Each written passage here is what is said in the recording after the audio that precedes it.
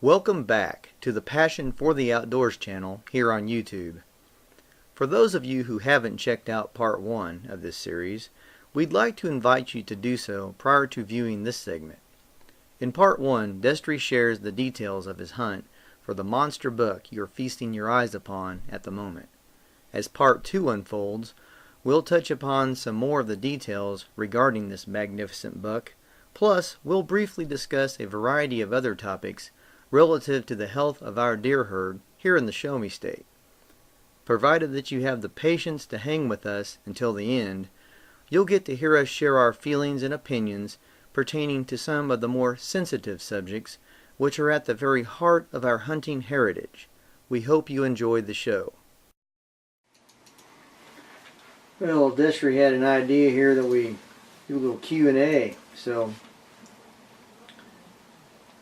trying to think of some things that I could ask Destry regarding this buck.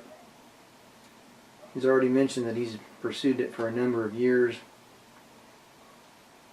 Seems like to me we got to talking with Steve Morris out there at the taxidermy. There was some discussion about the age of the deer. And yeah, he did try to age it for me. I don't think we got it on the ball though, because he said 3.5, I think. Right. And I'd been after him for 5 years. You felt like you'd been pursuing it much longer, and you felt like you had adequate evidence that that was in fact the deer, but he was examining the jaw structure. Right. The tooth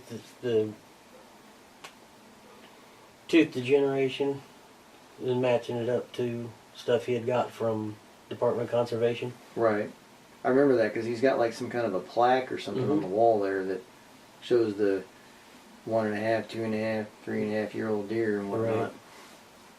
So, yeah, a lot of people don't know that whitetails, under good conditions, can live up to 11 years. wow.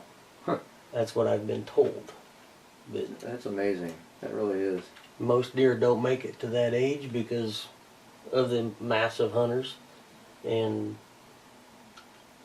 the diseases that's been showing up in deer. It's just take out the bad side of the luck there and can't make it that long. Yeah, they get, well, what are we up against nowadays here in Missouri? We've had a few years of EHD, epizootic hemorrhagic disease, something like that. Right. I've been hunting deer much less than Destry has. Destry grew up doing it. I started back in, my first rifle season was 2002, and then I really got after bow hunting. But chronic wasting disease was getting to be kind of a thing back when I got started. We've got the Conservation Department in Missouri is really trying to do a good job of managing our herd, and there's some people that have mixed emotions about that, really, and I'm one of them. So you've got your trophy hunters, you got your meat hunters, you got a combination, which is me, and I think Destry would probably I'll eat them. same way, you know. Contrary to popular belief, we actually do eat these animals. We don't just shoot them for sport. A lot of you folks who've watched this video this far are probably on board with that. Meat doesn't just get made at Price Chopper and Walmart. You know, actually it doesn't get made there at all. The good Lord makes it, and we're allowed to eat it and harvest it and be ethical stewards of the land and His creation. And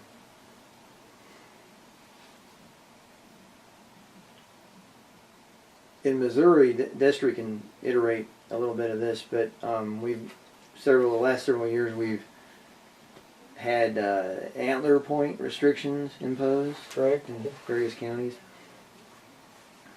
Yeah, no less than four on no less than 4 on one side. So you could have one with 4 points on one side and one sticking out the other. Illegal deer. Right. In an effort to try to basically, I think it's really an economic, trying to please the populace and bring in more money in a tough economy. I would imagine, to Missouri. I mean, even if you're a meat hunter, who would not want to have a monster buck like the one you're seeing in this video on your wall? I would have to say that even though I am primarily about getting out and just enjoying the whole deal, being able to harvest the deer, process it, that monster buck walking around the area, if I see him on trail cam, I get the jitters. I've had times where I've almost shaken out of the stand. Yeah, of course I would love to have a nice buck on the wall like this one. And I've been wanting for a long time to share this buck with you guys in HD. The video that I took the day of Destry, when he showed me the buck and called me up and told me it was in the pickup and he wanted me to come check it out, that was with my old Sony Handycam. And the footage wasn't as good. And I've also got a video up of, I don't remember if I've got it on this channel or not. I know I've got it on Outdoorsman by Design, but I followed Destry and his family to the taxidermist that day, and we went through Steve Morris's place and got to view some of his work and discuss, you know, the mount and how Destry was going to have it done. So I'd invite you to check that video out too. Been trying to keep the videos a little bit shorter these days, but something like this, I'm not really that worried about the length, you know. So I don't know if you've got anything else you want to add to this about the deer in particular, or about just your thoughts about hunting in general, or hunting. It's a great pleasure, and I'm not saying I'm a master of it. I've done it a long time. I'd say you're pretty close. I've enjoyed it. I have involved my kids with it. I'd say that everybody should. It's a generation that it can die out, and I think that it should be a family oriented thing. I really do. It's a lot of fun to get out there with your kids, or somebody else's kids if you don't have any of your own. Pick some up that are interested and let them take them out. Mentors. All right, do a little mentoring action there, and introduce somebody to the great outdoors. What else could we say? Just remember, like my grandfather said, you kill it, you eat it. Right. And yeah, to some degree, I would imagine that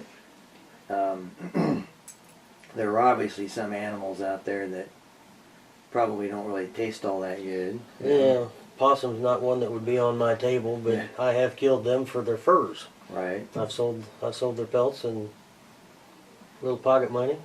Get some ammunition for the next time. The ones that you do eat. Well, speaking about furs, I know that's something that I've never really gotten into on my channel, and I'd like to. I haven't really investigated it a whole lot, but I have watched a lot of videos on YouTube about people who hunt for the furs and that sort of thing. I know Destry has some experience doing that. And what is it? Missouri is, I guess one of the reasons I've never gotten into it is because it's, for the most part, it seems like to me isn't it pretty much kind of like right in the middle of deer season? There are a lot of the seasons that overlap, that a lot of people would prefer to large game hunt than mink trapping. Right. You know, there's some fur bearers that are in off season. You know, because you got devoted deer hunters, you've got devoted duck hunters. They're not going to do the fur bearing because of that. Right. But, you know, I would much rather see trapping be a year-round sport, because it's fun. It's a lot of work.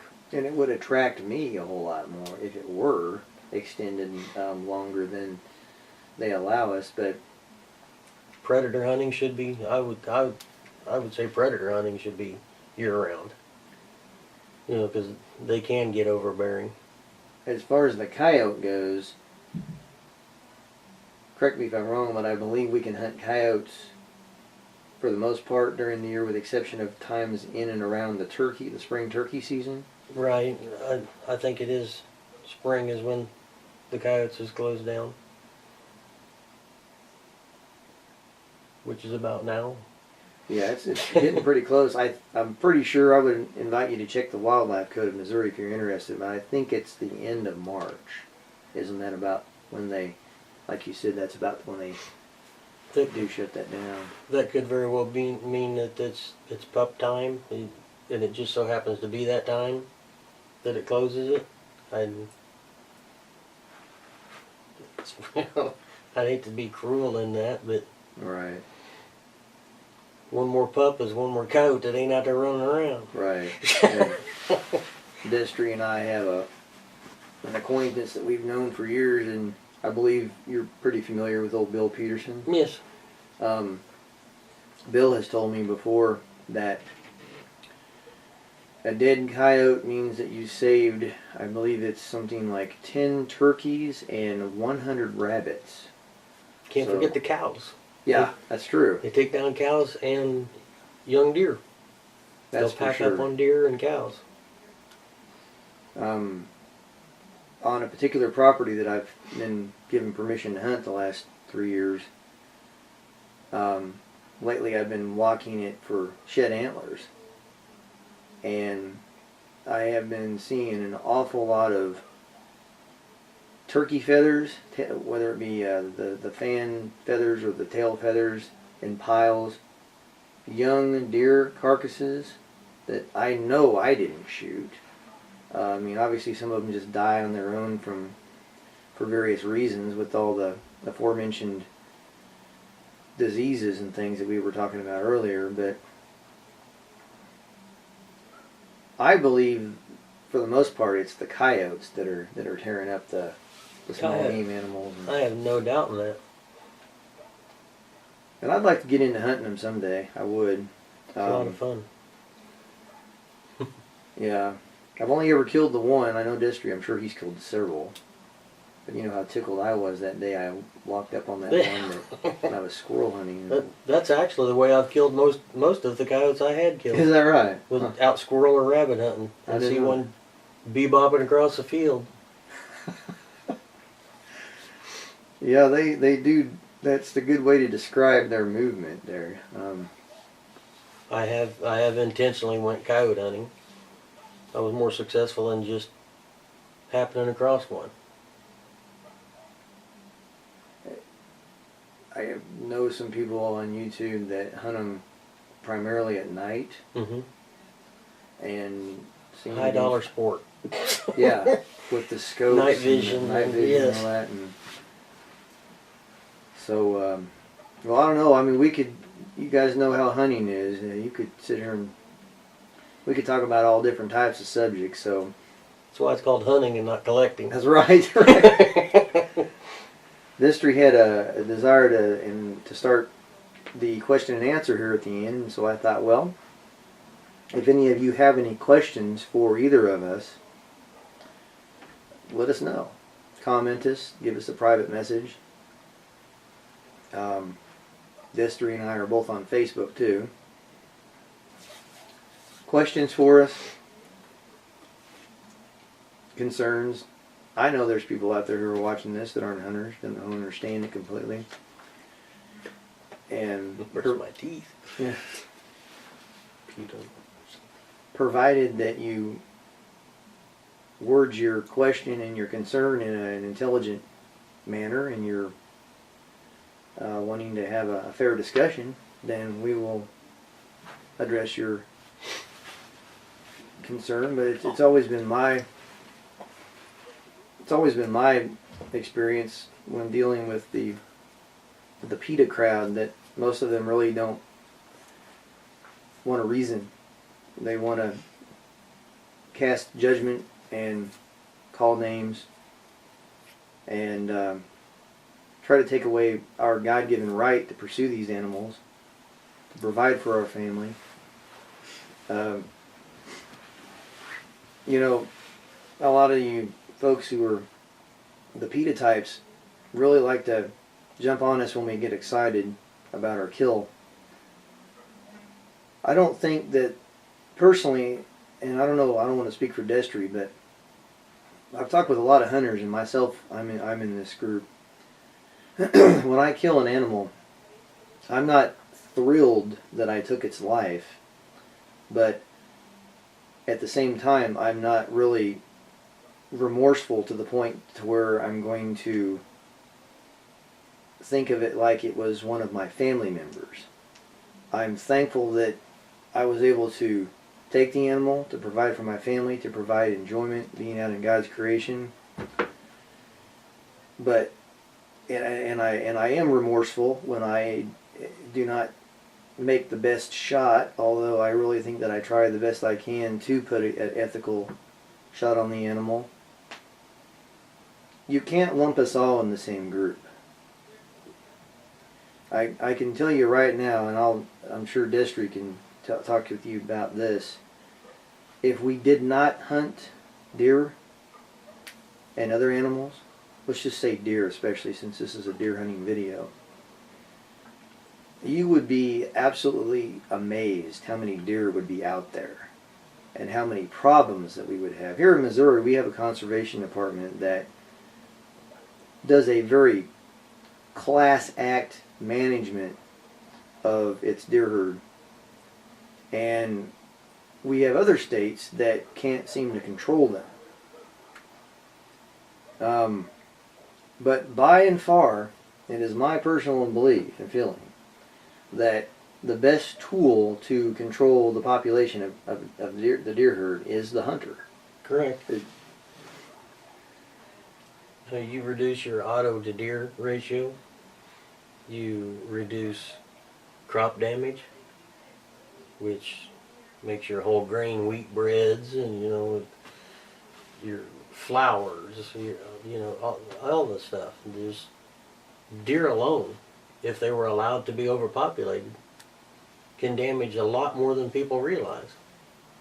And like you were saying, it's not the thrill of the kill, it's the thrill that you're skilled enough to hunt and provide for your family. That's where the good feeling comes from. It doesn't make people happy to just go out and slaughter animals. It'd be a senseless thing. It's the thrill of being able to do this.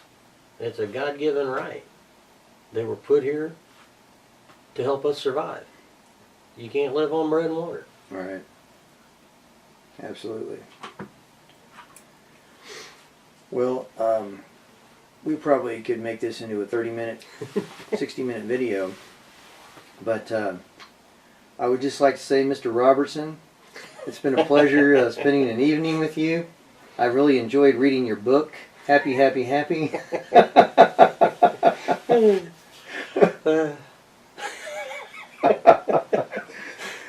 You got anything else you want to say to him?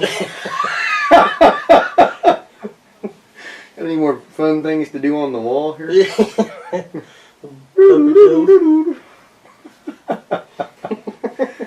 As they say, please be sure to rate, comment, and subscribe. And thanks for watching. Please be kind and rewind.